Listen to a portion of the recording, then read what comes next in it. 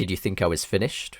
Gran Turismo 7 is one of those games which I could just talk about forever. Even though we've already covered a lot of the main areas of the game that have the most egregious issues, especially when comparing them to the previous titles, there is still a whole lot more to talk about, as you can see from the runtime of this video. For a game which on the surface appears so polished and refined, it's incredible just how many areas of it are not, beyond even the main single player experience, which I've already covered in detail. For a series which prides itself on its attention to detail, GT7 manages to get a lot of those details wrong. We're talking about a general lack of polish, areas where clearly not enough effort has been put in, features which are outdated, broken, and in some cases missing altogether. Now, if you're one of those people who complains about nitpicking when others make critiques, then this video is not for you, because there's going to be a lot of those. If it were just one or two things, then sure, they wouldn't really be worth mentioning. It would be like me talking about how it's annoying that when you take a car which can't have custom wheels to GT Auto, they don't grey out the option for the wheels like they do with the other modifications, so you're just hit with disappointment when you go into the menu and realise that you can't put any of them on. I mean, that would be ridiculous. I've never put a complaint that hyper-specific into one of my videos.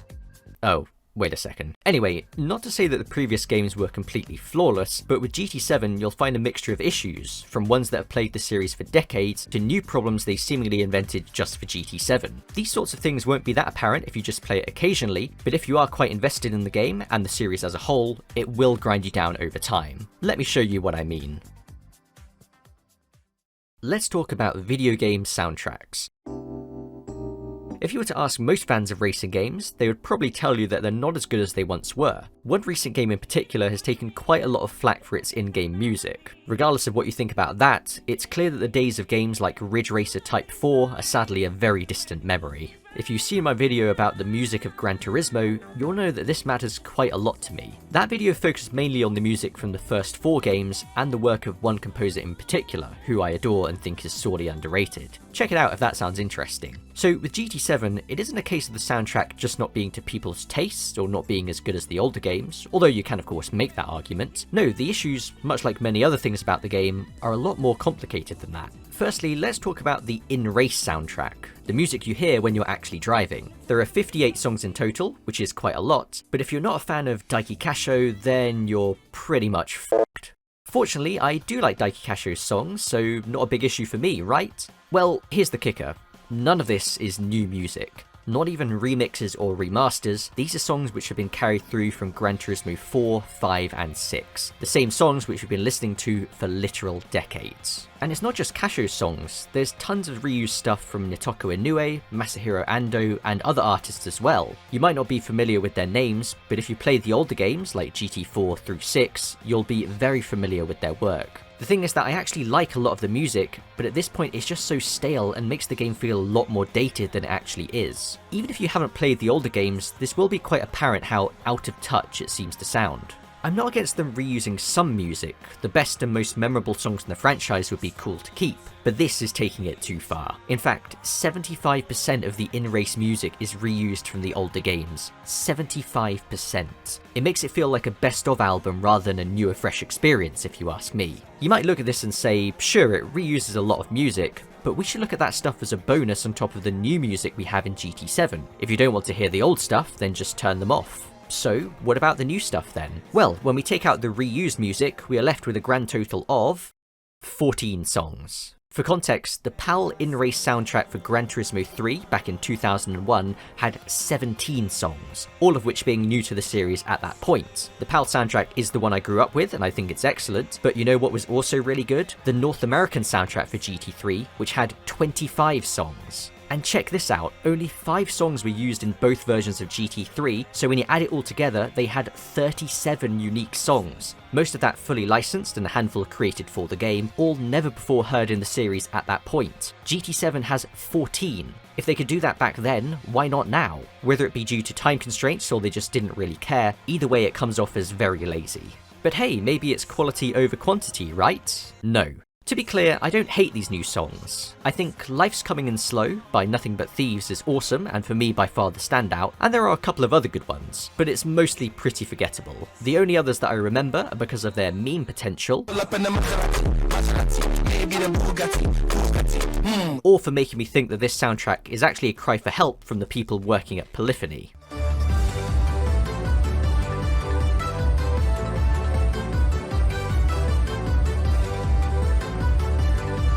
What are they doing? Moving on to the menu OST, the issue is similar but slightly different. There are a whopping 170 songs used in the various menus, with 74 of those being all new to GT7. Still, not a great percentage versus what's been reused, but still better than the in-race music, and 74 brand new songs is pretty impressive. But how then does it manage to feel even more stale and repetitive than the in-race music? The main problem seems to be bloat. The soundtrack does not need 170 songs, especially when almost 100 of them are again the same tired old lounge music we've been hearing since GT5 Prologue. And again, a lot of this music is quite good, and I know a lot of other people really enjoy them as well, but they really need to give it a break. It just feels so stuck in the past and like the series hasn't moved on from the PS3 era. But the strange thing is, even though there's plenty of new music to offset this, whenever I boot up the game, I almost always get one of these old reused songs. How come? This takes us to our next issue, which is how and where the music is used. So, unlike the in-race music, I think the new music for the menus is generally pretty good. Of those 74 new songs, most of it was composed by Lenny Ibizarre, especially for GT7. Now, Lenny had featured quite heavily on the GT Sports soundtrack as well, but from what I can tell, most of his music wasn't made for GT Sports, and being honest, I didn't think it was very good. This was mostly down to the application. Ambient music is not my thing, and I don't think it works very well in a racing game either. I mean, there were songs that had animal cries and other weird noises. It was very strange.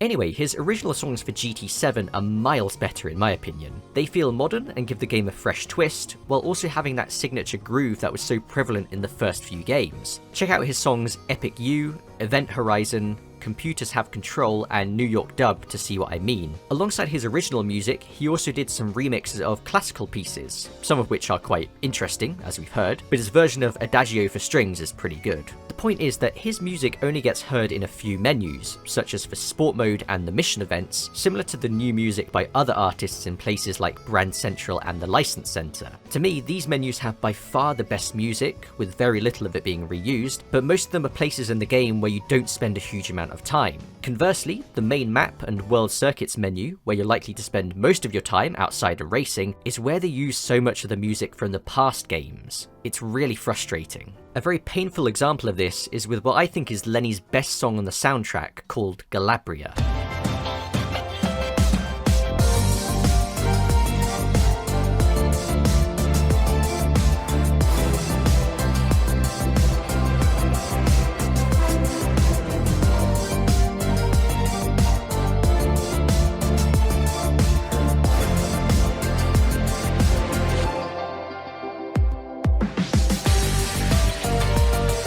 I'd recommend listening to it in full, it's incredible, maybe even the best song in the entire game. So, where does it get used? The pre-race menu for one championship. That's it. A menu which you're not likely to spend any more than 20 seconds in. That is f***ing criminal.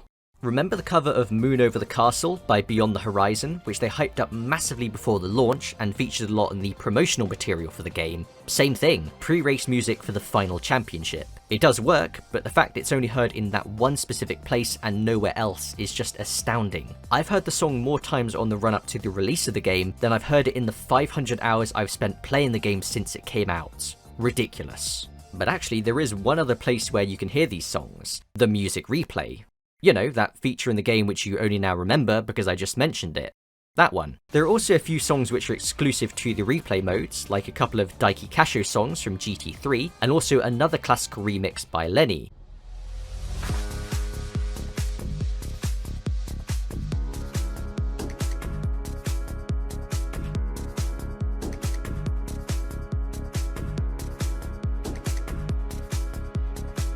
There's a very good chance that even if you put hundreds of hours into this game, you would have never heard this song. That's because, like I say, hardly anyone uses the music replay, and also the only two places I could find it re-uploaded, it has a combined viewing of about 700. But plenty of games have hidden and unused music, so what makes GT7 so different? Well, in the case of most other games, they're not placing their most overused songs from the past front and center, whilst having the new and interesting stuff hidden away in the corner for hardly anyone to see. I mean, most people would have no need or want to even interact with sport mode, yet that's where a lot of this new original music is. It would be like the machine test from GT3 having all of the great songs like Light Velocity and Slipstream, and then the main GT mode and Go Race menus stretched thin with mostly reused stuff from GT1 and 2. In a lot of ways, you can draw parallels between the music and the cars and tracks in GT7. It stems from a mismanagement of the assets. In the same way that there are tracks which only have 1 or 2 races with tons of unused variations, and cars which have basically no proper events to race them in, there's plenty of new and original music which hardly gets used. You would think that since they spent the time and money to create and license these songs, that they would want to use them as much as possible, but seemingly they don't, and I can't understand why. But do you know what goes hand in hand with the music? The visual design. It's been a bit of a running joke that recently racing games are where visual design goes to die. Most are very bland and uninspired, and in some cases very cumbersome to use. To be fair, GT7 is by far not the worst in this department, it does actually try, but there are a few places where it kinda doesn't. Do you like grey on grey? Well, I've got some great news. So for Brand Central, they made this really cool 3D environment and used it for one cutscene and the background for one menu book collection.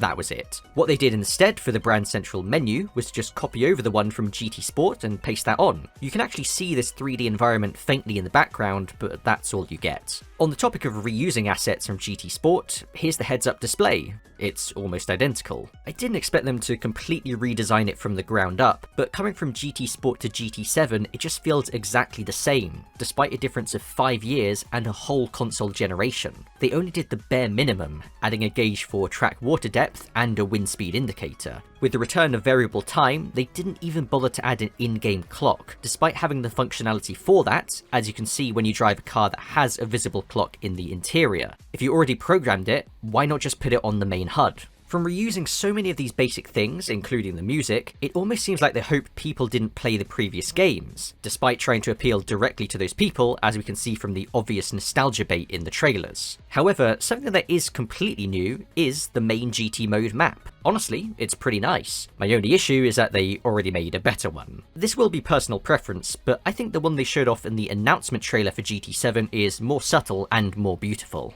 I think what's worth noting with this menu is that it doesn't have a visual style as such, it's just trying to look sort of realistic. The problem they can have is that in 15-20 years, it will appear very dated, whereas GT4's stylized design still looks as good as it did in 2005. I mean, that is assuming people can even play GT7 at that point in the future, but still. Speaking of lacking a visual style, here's the garage.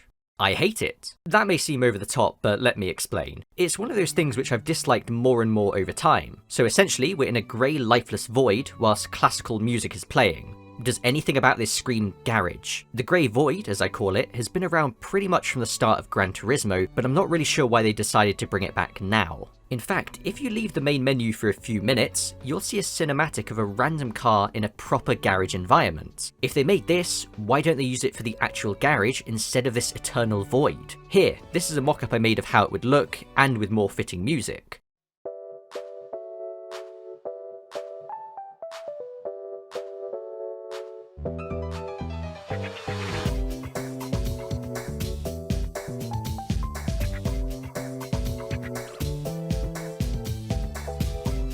I don't know about you, but I think this is leagues better. Ever since probably GT5 Prologue, the series has tried to push this art house feel to make you appreciate cars as more than just mechanical machines. Whilst I get what they're trying to do, it just doesn't work. This seems like the reasoning for why the garage feels like some sort of grandiose art museum where we're admiring a Da Vinci, but in reality it's a Honda Fit. It's really starting to feel like a parody of itself. This is why some people say GT has gotten pretentious, and based on this evidence, it's hard to argue against that. So we've talked about more thematic ideas with the music and visual design, but what about some more functional design choices? Well, how about painting your car? That's a simple one. Gran Turismo has always been a bit behind the curve when it comes to this sort of thing. I mean, you couldn't even repaint your car until GT5 from 2010, and that was only allowed through this frustrating paint collection system where you would only get paint to use from the different cars you earned, and if you used it once, then it was gone. GT7 has moved on from this quite a bit, with way more customization options and a fully fledged livery editor. This part of the game is honestly one of the best things about it. Even still, it does manage to mess up something very simple: repainting your car. Let's have an example. Here's my Honda Integra, and I want to repaint it in Championship White. So let's go to GT Auto and do just that. First step is to buy the paint, of course. The first problem is that for some reason you can't preview the paint on your current car, and the game instead loads these 3 other cars to preview it, even though my actual car model is already loaded right there. GT5 had something similar, wherein it would preview the paint on a model instead of the car. They fixed this for GT6, but have now made it worse again. Great. After buying the paint, the obvious thing would be to have an option to apply it then and there, but GT7 doesn't allow this, so you have to go into the livery editor and do it there. But when I try and repaint it, this happens. Yep, it removed the Type R decal. Why? I'm not trying to create a livery, just do a simple repaint. The same thing happens when you have cars with two-tone paint and stripes. It's really annoying, and I don't know why they don't have it as an option to remove them instead of being the default. But after that, we then have to find the specific paint we've bought and apply it, and then we're done. Nope, now you have to name your livery, even though I'm just repainting the car, not making a full livery. Then it needs to save and apply it to your car, and then when you leave GT Auto, it needs to save again, and now we're finally done. Do you see how GT7 manages to take something so simple and make it so frustrating and time consuming? It's a mixture of issues from previous games and new problems that are specific to GT7. Doing it once is bad enough, but imagine having to do this every single time you just want to repaint a car. It's infuriating. A new paint option for GT7 is carbon paints, which look like these. A great option to have, but some genius at Polyphony decided that you can only use it to repaint the whole body. So if you want to have just a carbon fibre bonnet or wing, you're not allowed, because the whole car needs to be painted. Unless you feel like then doing a decal wrap over everything else, which is time consuming and also means you're limited to the few decal surface options, so no metallic paint, chrome, etc. The term I've always used for things like this is pointlessly restrictive. Throughout the history of Gran Turismo, there have always been design decisions which fit this term. For example, in GT4, concept cars aren't allowed in most events. They had been allowed in the games before and since, and there's no functional reason as to why they can't be allowed, so pointlessly restrictive. In GT5 and 6, you weren't allowed to put custom wheels on racing cars, even though you could in all of the games before that, they just removed the ability to do so. Again, pointlessly restrictive. Polyphony are the kings of making their games less enjoyable with no obvious explanation. I can't see any technical reason why they wouldn't allow carbon paint to be used on any part, including wheels, so this is just another one on the pile. But whilst we're on the topic of not allowing people to do things, how about we talk missing features? You see, between GT Sport and GT7, a bunch of useful stuff was cut out of the game. One of those being basically all the telemetry from the replays. I'm sure only a fraction of people use this stuff in GT Sport, but it was quite useful for competitive racing, so why they decided to trash all of it for GT7 is beyond me. Same thing with the position chart, which you can see at the end of each race in Sport. It was always interesting to look at and observe where people were at any given point in a race, but again, it's gone from GT7. Back to replays, and GT Sport actually had 2 options for replay cameras, standard and variable. Standard is a mix of dynamic angles, both far and near, whereas variable is a lot more focused on the cars themselves. GT7 took out the variable option. Why? Again, no idea, but it means that sometimes when you're trying to get a decent angle on something, the game just refuses and gives you the least useful shot it can possibly find. The main reason why I bring this up though, is that we saw the consequences of this change on no bigger a stage than the grand final of the Nations Cup World Series. These are the final few corners of the final lap with 3 cars battling for the win. Take a look at this. Back up into second. He's having a try. He's having a look, but he can't quite make it work. Oh, he's at the inside. Oh, no, it has Stroza in the lead. It has Stroza. Mirzano round on Kohta Lopez second. Incredible. The most intense moment from the World Series maybe ever, ruined by a tree, because the camera angle that the game chose was absolute shit. This was extremely funny to me. To be honest, it's much a human error as anything, since I'm sure the directors for this event could have manually chosen a different angle, but for some reason they didn't. Okay, now it's time for a lightning round. Let's go.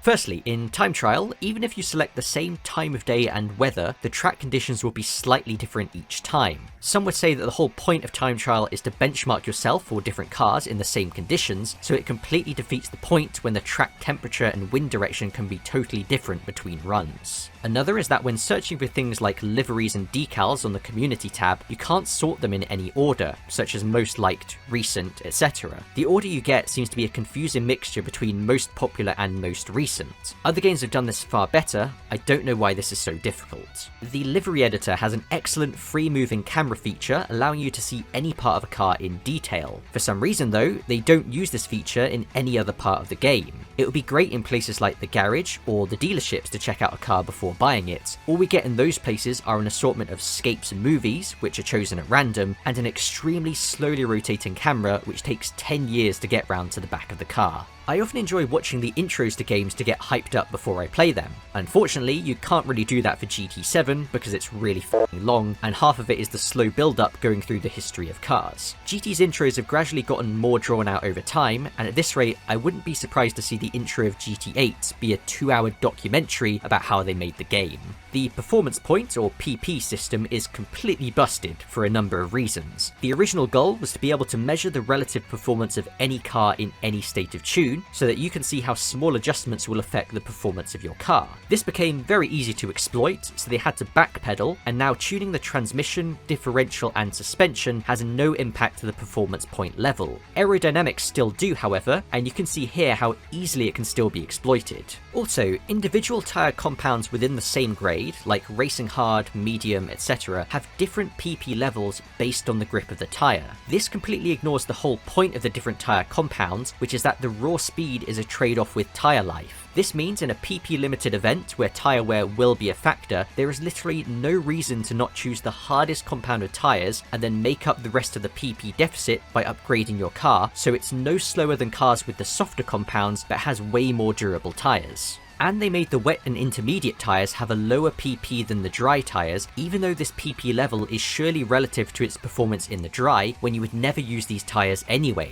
so that doesn't make any sense. Same thing with dirt tyres. They reduce the PP level when compared to regular racing tyres, but that must be based on its speed on tarmac, where you literally cannot even use them. Speaking of upgrades, am I the only person who finds that the majority of the time when I try and upgrade a road car, it normally makes it harder to drive? And I'm not just talking about adding power, even handling upgrades like better tyres and suspension can cause this. In the worst cases, it almost feels like the car is steering itself and my inputs are merely just the suggestion.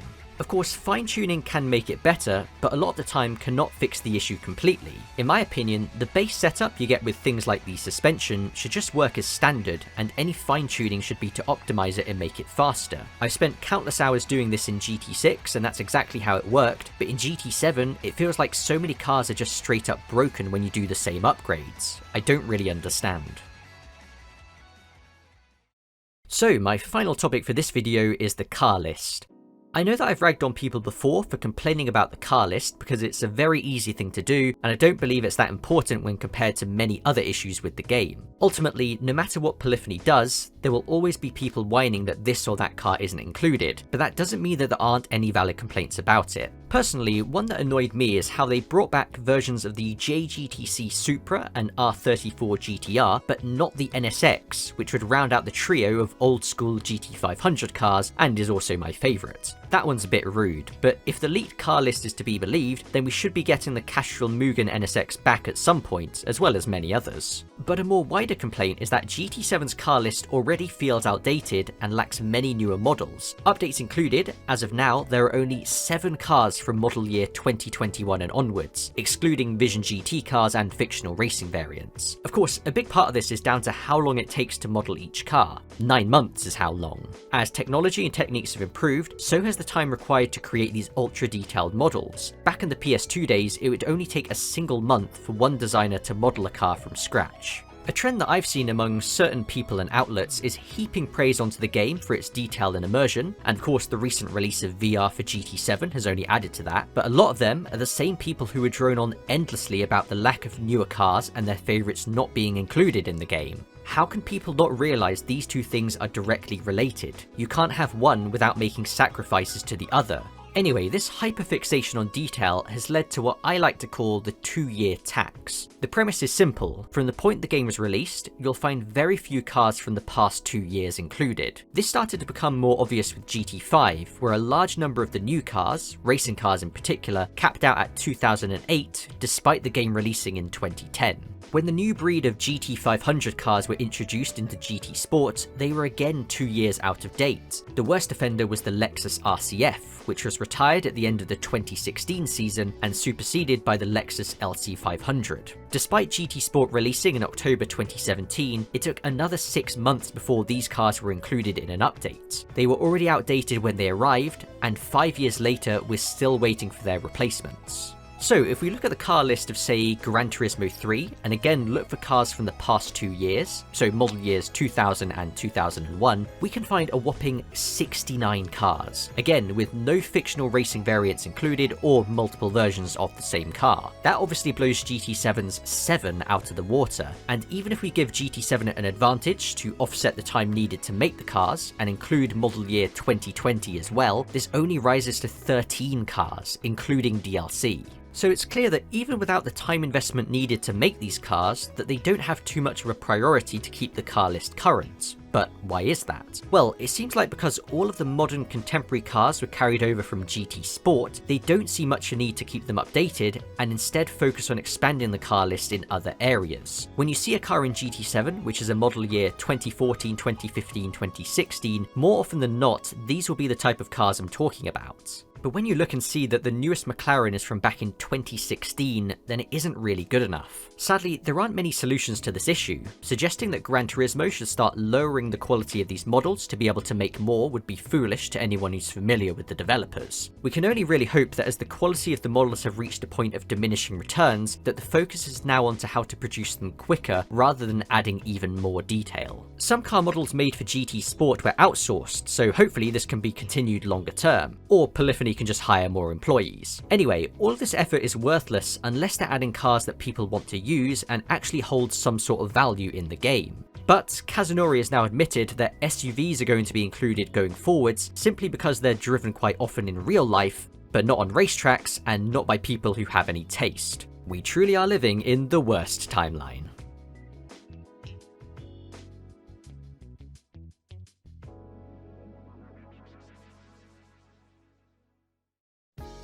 Thanks again if you've gotten all the way to the end. I know this video was not as focused as my previous ones, and that's because although I felt all of this stuff was worth talking about, it would have been quite a stretch to make any of them into their own videos. Being frank, there are many more smaller issues beyond what I've mentioned here, and I'm sure many of you will let me know about those in the comments. As for this series, I still have one more part to make, the finale. This will be a summary of everything I've talked about, and looking into some of the hard questions that need to be asked about the game, the creators, and the future of the franchise as a whole. So tune in soon for that. In the meantime, please like if you enjoyed, subscribe if you want to see more, let me know your thoughts in the comments, and have a good one.